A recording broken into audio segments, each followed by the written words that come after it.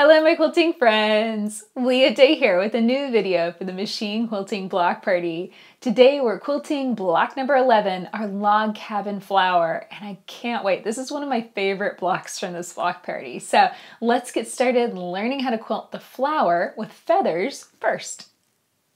So I'm getting started quilting, and I have already prepped this block by stitching in the ditch around the stem and the flower, and also in the ditch between the block inside and border, and also the line of stitching that runs about 1/8 of an inch inside the edge of the quilt. So I have pulled up thread and I'm getting started stitching on this small spiral in that little green square. And so this is just some careful stitching. I've already stitched the circle. And now I'm going to swirl inside for a closed spiral. And I marked this, but I kind of marked it badly, so I'm kind of paying attention to my marks and kind of ignoring them. It's one of those things that, you know, I've definitely learned sometimes I can stitch something freehand, and it's far easier than trying to mark it on the quilt, particularly if there's a lot of seam allowance that's blocking my line of vision or ability to mark it smoothly and cleanly. So I stitched all the way to the inside, and then now I'm carefully travel stitching all the way back out again. And this is just slow, careful stitching. And we're going to work a lot on circles today. You know, how to estimate the space, how to see how to put them together, and get a lot of practice on that shape. We're also going to work on feathers, and this is right here, so I figure we'd go straight into the feather design in the flower. So this is just a swirl out and down in order to form that first feather shape. Now I'm going to travel to the inside, reach the point where the next feather starts, swirl out, and then back up in order to form that next one. Now this is the opposite kind of direction and set of steps than what I normally like to stitch feathers. So I'm really thinking about it, and notice how I've slowed down and I kind of, check in a little bit before I start stitching each feather shape. Whenever something doesn't feel natural to you, it's okay to keep trying to stitch it that way, but just check in often and make sure that it's not going to just kind of go crazy on you. So now we're nearing the center, and this is kind of the point where everything changes direction. So I rotated the block around. I'm going to stitch down, swirl around that teardrop shape, come back to that point. There's a lot of seam allowances right there, so notice that I slow down and make sure that I'm stitching slowly up to that point. Now travel stitch back, and then now I'm going to be forming the feathers in the direction and the angle that I really like. So this is going to be a lot more natural and a lot more easy for me to stitch. It's one of those things that's almost like I don't have to think about it quite so much. And you'll know whenever you find that right angle when you're quilting your feathers, it just feels like signing your name with your dominant hand. It feels natural. So focus on that as you quilt these feathers and see what angle, what direction, or even which way you like to quilt feathers, and that can be a really valuable piece of information. So here I'm traveling back along the outside of the feather shape, swirling out and around, and that finishes up that entire area. So I could break thread, or I could travel stitch, or I could stitch some swirling water and have that help me connect and get down to that next set of feather shapes. And I think that's what I want to do. So I'm going to stitch my first swirling water. I should have said swirling water, not swirling feather. A swirling water shape here.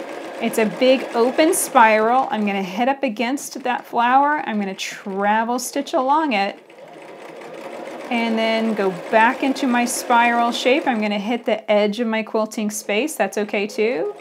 I'm going to travel stitch along it, and then connect back with my echo and all the way back down again. So this is kind of fitting it into this specific space. This is not the way I would normally quilt it. You know, I would normally have lots of open space for that initial starting shape and then travel stitch and echo around it, just like this. But because I'm fitting it into that area, you kind of have to just make do and then use the edges of your quilting space, such as this outside line, to travel stitch to reach the next area, the next step of the design. So here I'm going to connect, travel stitch just a bit against that flower, and stitch out again. And I can do that as many times as I want. I'm just using this to fill in this area and then also to help me reach this purple part of the flower. So I think that's pretty much accomplished its goal. So now I'm going to go back to travel stitching carefully into this area, and now I'm going to quilt the rest of those feathers. So let's see, I think I'll rotate the block around so that way I can face the feathers and stitch them straight down towards that corner. Now I'm going to swirl up, form that feather shape, and then curl back down again. And something else that I need to keep in mind whenever I'm quilting this block is what I added to the back, and that is my embroidered kind of quilt tag. I actually embroidered some words, and you can find another video on how I did that and some tips on embroidering quilt labels. So definitely check that out. And I have that on the back, and so there's some extra stabilizer as well as satin stitching. So I might feel that my needle might hit that just exactly the wrong way, and I need to be aware of that's on the back of the quilt for this block, and always be aware that that could throw off my quilting on the front. So it's just one of those things. I just have to kind of put that in the back of my head. If something goes weird, that might be why. So forming these feathers, again, is very simple. Just quilting down and around, hitting that point. Now I'm going to travel stitch along the inside of that feather before I branch out with the next one. And I definitely would mark the feather designs simply because we want them to fit this exact same way into this space. Whenever I want something to fit an exact way, or I want it to be symmetrical, and this design is symmetrical, that's a sign that I need to mark it on the quilt to make sure that it's going to end up exactly the way I'd planned. When I don't really care how it goes, and it really doesn't matter, and it's a design I could memorize and fit any which way, then it can be like the swirling water design where I don't mark it and I can just quilt it by memorization. So now I'm coming up around the opposite side of the feathers, and now it feels a lot more natural, but I still need to be careful not to speed up too much, not to get sloppy. So I'm going to swirl out and around, travel stitch along the back of the feather shape, and then curl out and around for the next feather. That looks great. So another example of a good place to mark feathers would be like a sashing design. So we have the extra sashing and cornerstones pattern that you can add to your quilt and make it a little bit bigger. And each of those sashing designs, it's kind of a swirling feather shape. So it's two halves of a feather wreath, kind of extended and elongated. It's a really pretty design, but that's definitely one that I would mark on every single rectangle of the sashing, so that way it comes out the exact way you want it to every time. Okay, so now I've finished up right here, and I want to connect with this swirling water that I've already stitched in the background and start filling in some of this background. So what I'm going to do is swirl out. I'm going to form an open spiral, so I'm just going to kind of create this big hook shape, and then stitch back to my starting line.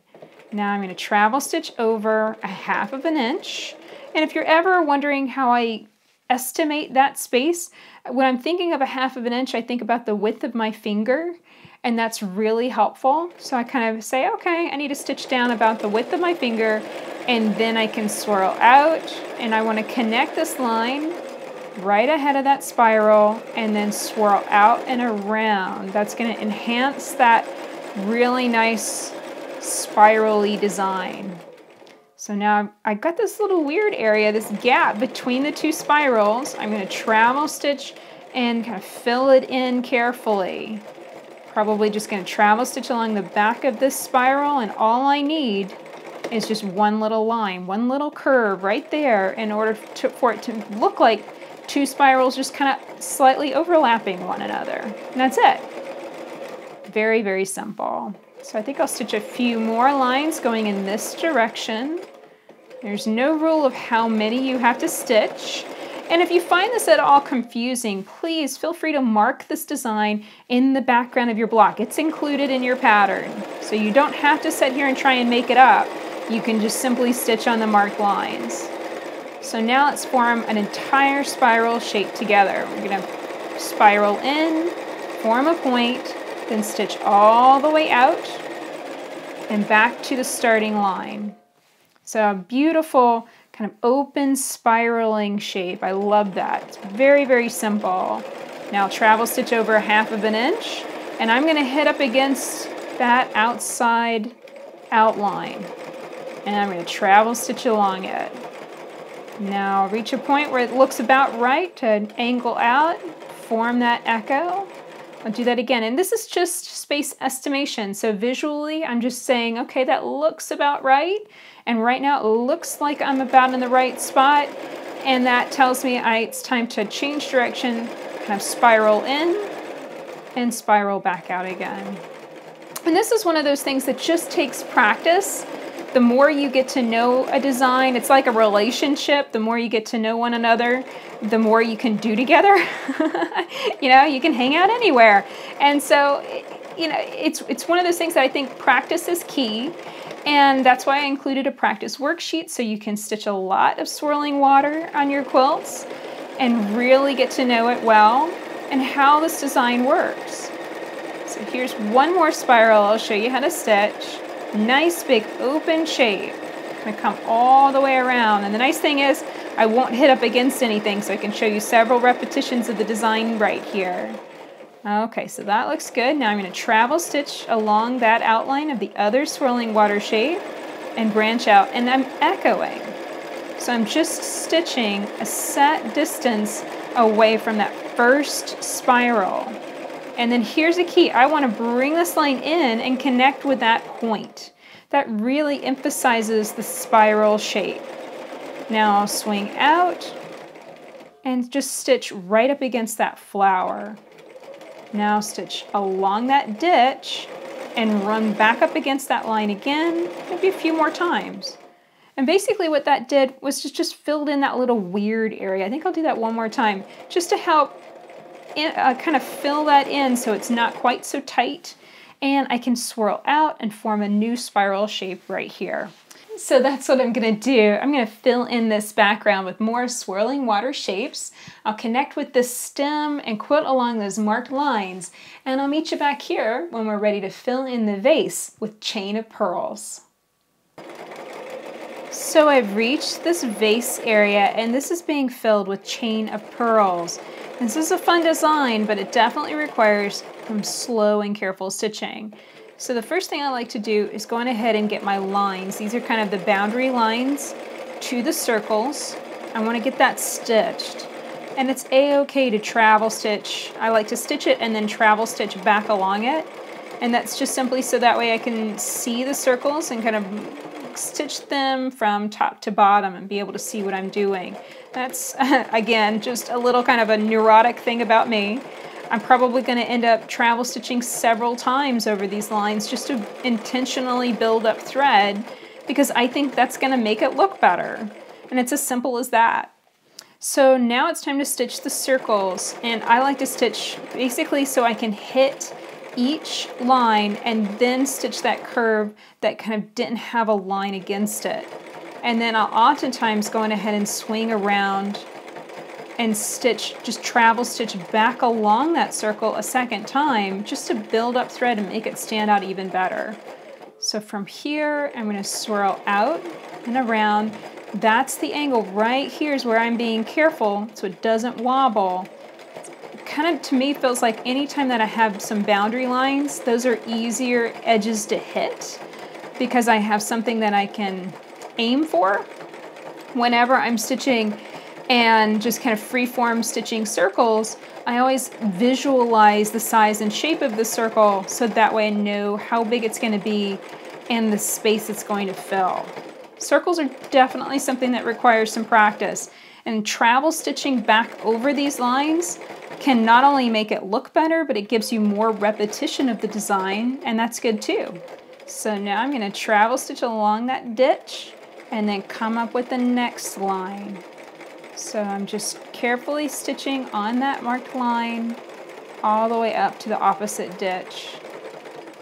Now travel stitch over and stitch the next line.